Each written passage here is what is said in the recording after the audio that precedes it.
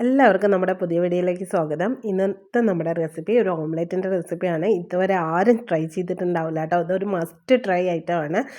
അപ്പോൾ എല്ലാവരും ഇത് ട്രൈ ചെയ്ത് നോക്കണം കേട്ടോ. നല്ല വെറൈറ്റി ഒരു ഓംലെറ്റാണ്. അപ്പോൾ ഇതെങ്ങനെയാണ് ഉണ്ടാക്കുന്നത് നോക്കിയാലോ. അതിന് വേണ്ടിയിട്ട് ഒരു ബൗളിലേക്ക് 2 മുട്ട പൊട്ടിച്ചൊഴിച്ചിട്ടുണ്ട്. റൂം ടെമ്പറേച്ചറിലുള്ള മുട്ടയാണ്. അത് പൊട്ടിച്ചൊഴിച്ചിട്ടുണ്ട്. അതിലേക്ക് ഒരു 1/4 ടീസ്പൂൺ കുരുമുളക് പൊടി ഇട്ട് കൊടുക്കുന്നുണ്ട്. പിന്നെ ഒരു പച്ചമുളക് ചെറുതായിട്ട് കട്ട് ചെയ്തത് ഇട്ട് കൊടുക്കുന്നുണ്ട്. പിന്നെ ആവശ്യത്തിന് ഉപ്പിട്ട് കൊടുക്കുന്നുണ്ട്. അതും കൂടി ഇട്ട് കൊടുത്തിട്ട് നന്നായിട്ട് ഒന്ന് മിക്സ് ചെയ്തെടുത്തിട്ട് ഇത് മാറ്റി വെച്ച് കൊടുക്കാം കേട്ടോ. ഇത് മാറ്റി വയ്ക്കാം നമുക്ക്.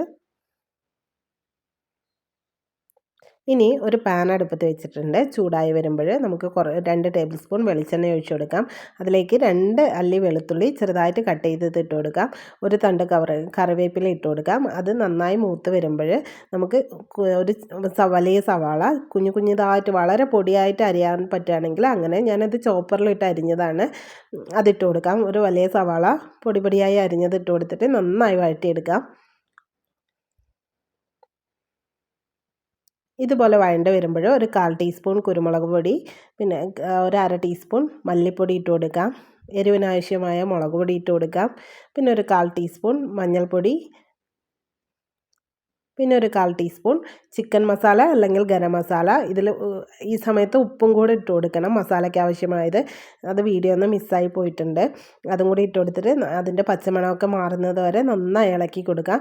ഇത് പച്ചമണമൊക്കെ മാറി എണ്ണയൊക്കെ തെളിഞ്ഞ് വന്നിട്ടുണ്ട്. അതിലേക്ക് നമ്മൾ ആക്കി വെച്ചില്ലേ മുട്ട, അതിൻ്റെ മിക്സും കൂടി ഇട്ട് കൊടുത്തിട്ട് ഇളക്കൊന്നും വേണ്ട കേട്ടോ.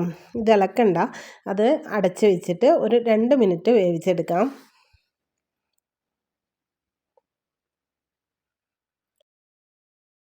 2 മിനിറ്റ് കഴിഞ്ഞപ്പോൾ അതിൻ്റെ ഒരു ഭാഗം ആയി വന്നിട്ടുണ്ട്. നമുക്കത് മറിച്ചിട്ട് കൊടുക്കാം.